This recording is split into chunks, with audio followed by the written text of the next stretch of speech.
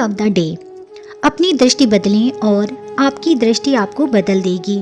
Change your vision and your vision will change you. कहने का मतलब ये है, एक निराशावादी को हर अवसर में कठिनाई दिखाई देती है, एक आशावादी को हर कठिनाई में अवसर दिखाई देता है। आज के लिए इतना ही, धन्यवाद। सुप्रभात बच्चों, आज का हमारा शब्द है केबिन। CABIN, केबिन यानी कि छोटा कमरा या फिर कोठरी। आइए अब केबिन से बनने वाला एक वाक्य देखते हैं।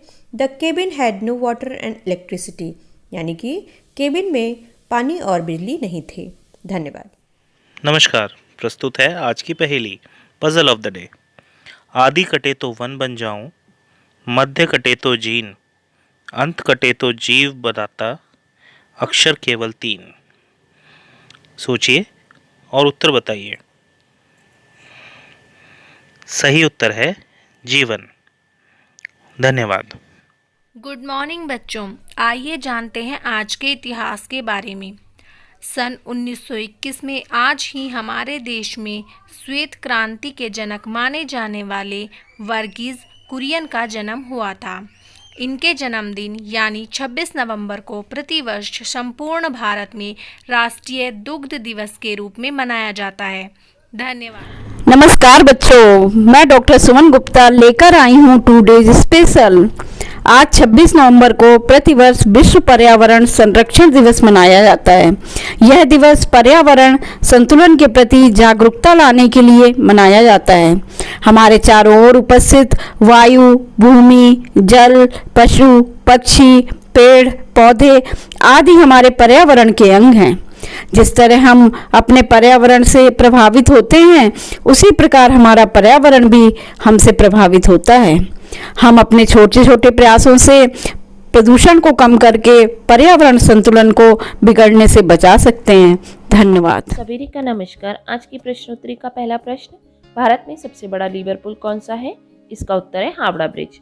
हावड़ा और कोलकाता को जोड़ने वाली हुगली नदी पर बने इस पुल का मूल नाम नया हावड़ा पुल था, जिसे बदलकर 14 जून 1965 को रवींद्र सेतु कर दिया गया, किंतु यह अब भी हावड़ा ब्रिज के नाम से अधिक जाना जाता है। यह एक ऐसा पुल है जो सिर्फ 4 खंभों पर टिका है। प्रश्न 2, भारत में सबसे ऊंचा दरवाजा कौन सा है? इसका उत्तर बुलंद दरवाजा। भारत के उत्तर प्रदेश प्रांत में आगरा शहर से 43 किलोमीटर दूर फतेहपुर सीकरी नामक स्थान पर यह स्थित है। इसकी ऊंचाई 53.63 मीटर और चौड़ाई 35 मीटर है। प्रश्न 3, भारत में सर्वाधिक वर्षा वाला स्थान कौन सा है?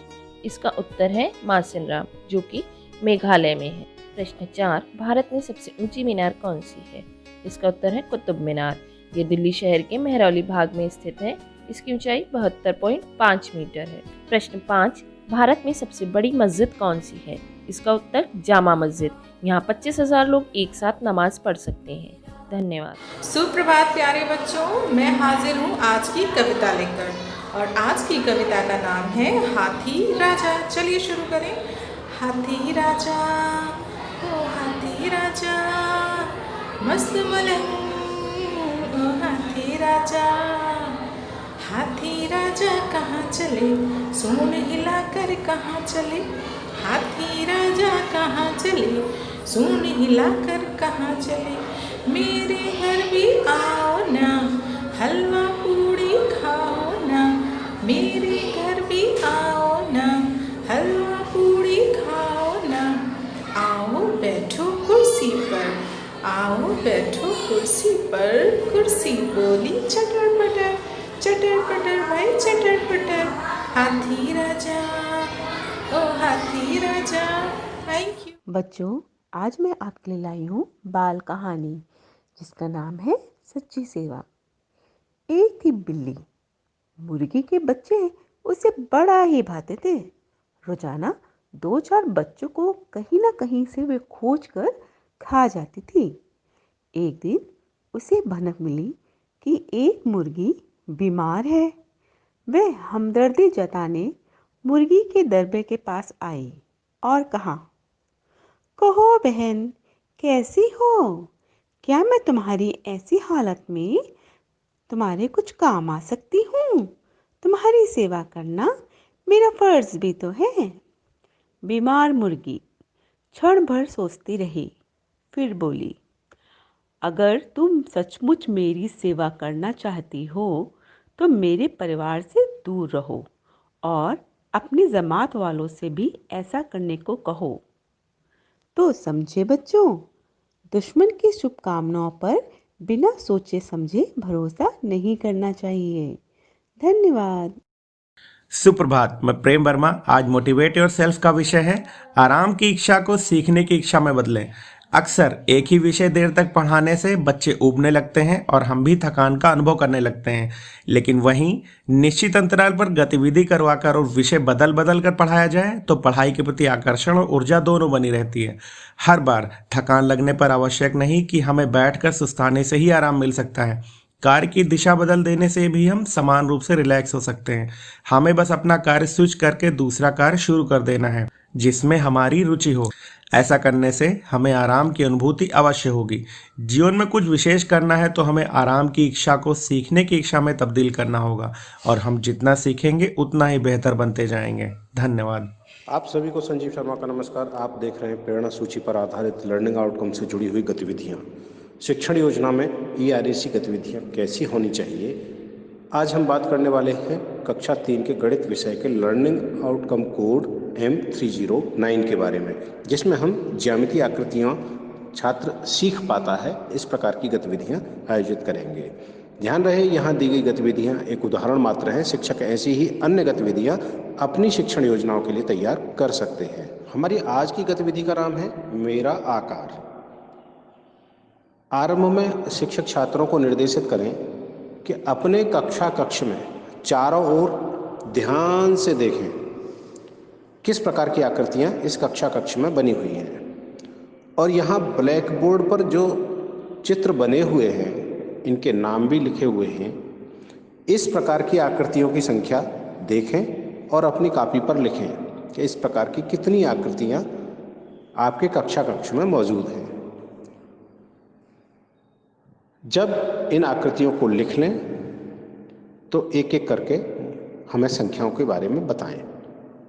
जैसे वृत्त या गोलाकार कितनी आकृति हैं, वर्ग या चौकोर कितनी आकृति हैं, त्रिभुज या त्रिकोणाकार आकृतियां कितनी हैं। जब यह कार्य पूरा हो जाए तो शिक्षकों को चाहिए कि छात्रों को सभी को बाहर मैदान में ले जाएं और बाहर मैदान में लेकर उन्हें उतने समूह में बांट दें जितनी आकृतियां आप बनाना चाहते हैं, और प्रत्येक समूह को एक आकृति दे दें। छात्रों से कहें कि वो इस आकृति में खड़े हो जाएं